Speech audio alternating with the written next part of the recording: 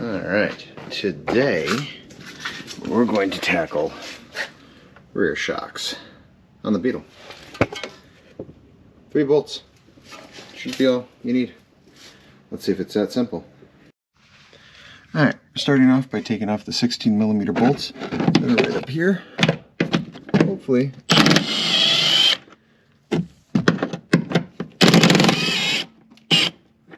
the impact can handle them. One other thing that we have to do is we do have to support this rear end, the rear trailing arm.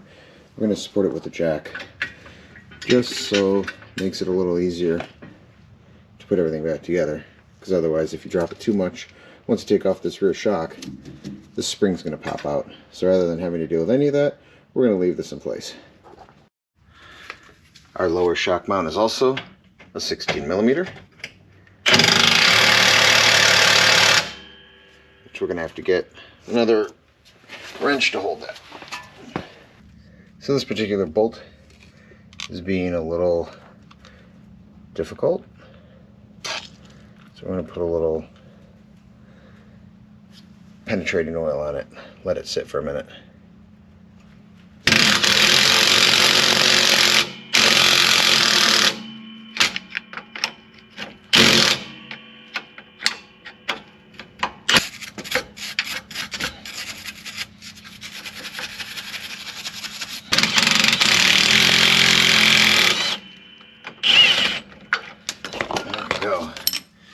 Took a little persuasion, a little love, but it's out.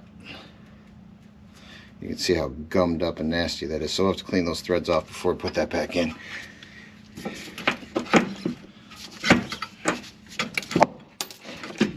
When you feel like your car's kind of lost that ride that it used to have, your shocks should not compress so easily with your hands.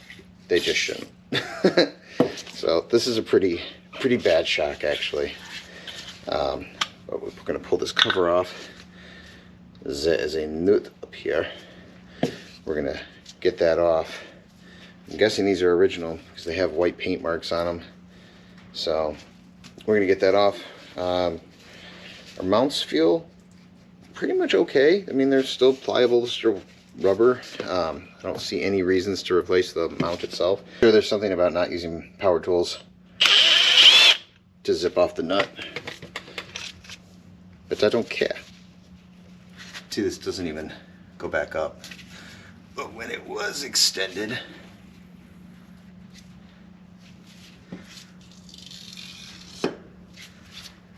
yeah, that means your ride's crap at that point. So I picked up some from Rock Auto. They are FSC 341617. I'm sure people jump up and down and they're like, oh man, you gotta use OEM. Same thing that I did with the transmission when I was working on that. This is a 100-some-odd-thousand-mile car. I'm not going to put every little OEM part on that I can. Just not going to happen. So these I've actually used on the front of another vehicle. I wasn't disappointed, and yeah, they have, I think, free lifetime, or maybe it's 5-year warranty. If the car lasts 5 more years, I'm in good shape. And for the money I save for 3 bolts, yeah, the 1 bolt was a little bit hard, but for 3 bolts, I'll do it again. I have no doubt there's a special tool for this. Probably some socket that goes down, that goes into this deep well, and we're going to just use an 8mm that holds onto the top, and use our 16mm wrench. Kind of get down in there, hold that, and it's snugged up, and it's snugged up enough for me. So, I mean, I guess if by some weird chance it loosens up, we'll address it at that time. But it's got a lock washer on there, and I don't anticipate it being a problem. So, put our cap back on. Alright, so we're going to compress our shock. Going to put it up in the hole, kind of let it expand on its own.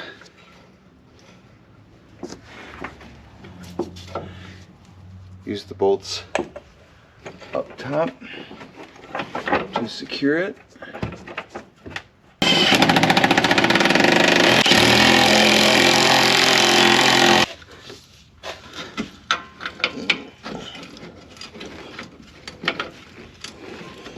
So we cleaned off the bolt. I'm going to put that back through. Get that started.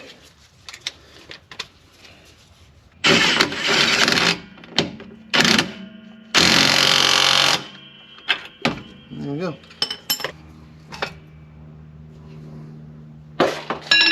So that was relatively easy.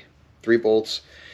The bottom one obviously gave me a little bit of trouble, and one of the top right ones wanted to start cross-threading, so it was a little bit tricky getting everything back in. But this is the last time struts are probably being done on this car. Struts, shocks. I already did the struts up front. That's another video.